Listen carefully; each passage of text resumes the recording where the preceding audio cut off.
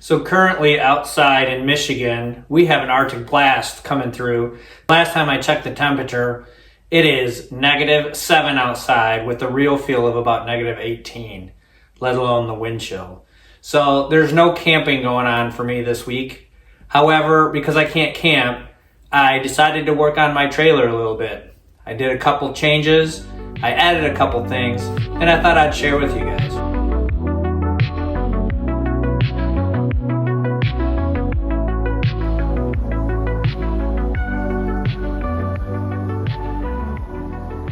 Made some changes in the back of my Runaway, so let's take a look.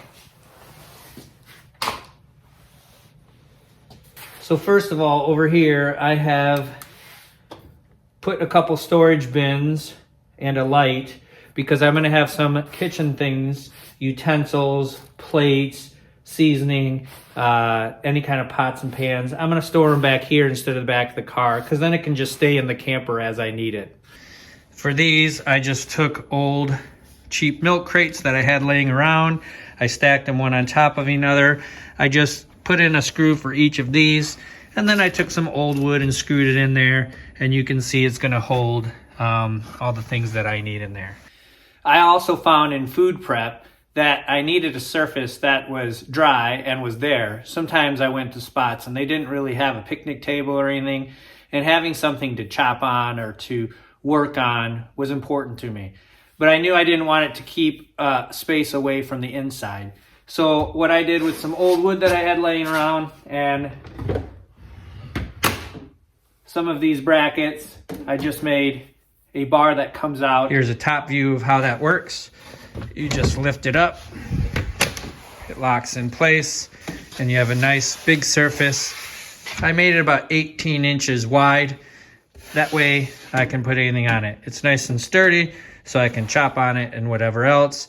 And then I can tuck it away very easily when not in use. It was also important for me to keep storage underneath so I can access it either when it's up or when it's down. I wanted to make sure I could access that with ease.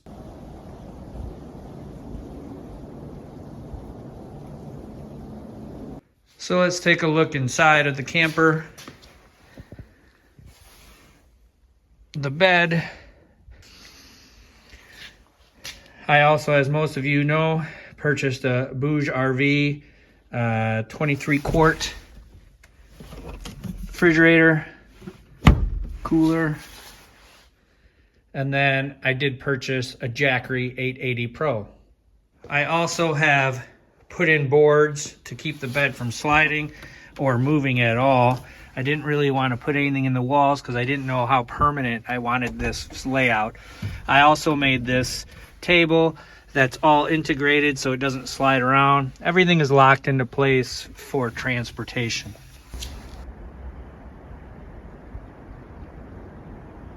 I'm going to be going off-grid a lot of the time that I camp because I like dispersed type camping or rustic camping. So I did purchase a Jackery 880 Pro. It was on sale half off. Again, Jackery does not support me in any way. For those of you who are curious about how much the Bouge RV pulls, on eco mode, it pulls anywhere from 24 to 32 watts, depending. And for a Jackery, for this 880, in DC mode, when you have the cigarette lighter plugged in, that means it runs about a 1% per hour rate.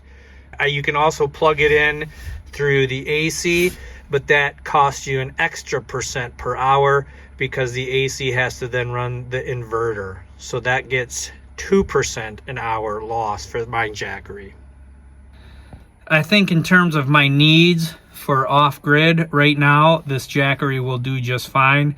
I would be merely running my refrigerator and plugging in my phone, and if it's really, really cold, I might plug in my heater. I am looking at maybe getting a diesel heater for winter camping. I've seen some reviewed on other channels that interest me a lot because it runs on something other than electrical power. I will also be looking at potentially getting some solar power so that I can supplement my power during the day. or at least top it off as I use it. But for right now, I just have a Jackery.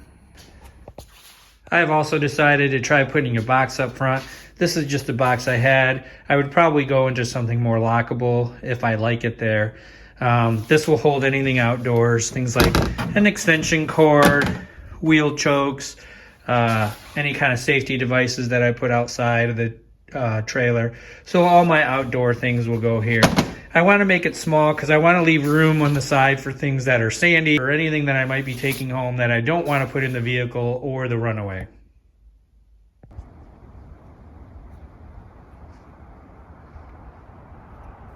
I'd like to take a moment and just talk about the amount of gratitude I have for all the viewers who have joined me on my journeys so far. So many people have reached out, have commented, have subscribed, and have just spent their time watching my journeys. And to me, that is amazing. I am just so grateful to each and every one of you. I never imagined people would want to come on my adventures with me, and I'm just blown away with the response. So thank you all. I'd also like to take this opportunity to apologize for the ads that YouTube has started putting on my videos. I want you to know that I have no monetization on this channel. I had no idea that they were putting them on. I'm new to YouTube in terms of putting content out, and I had no idea that they do that without your permission.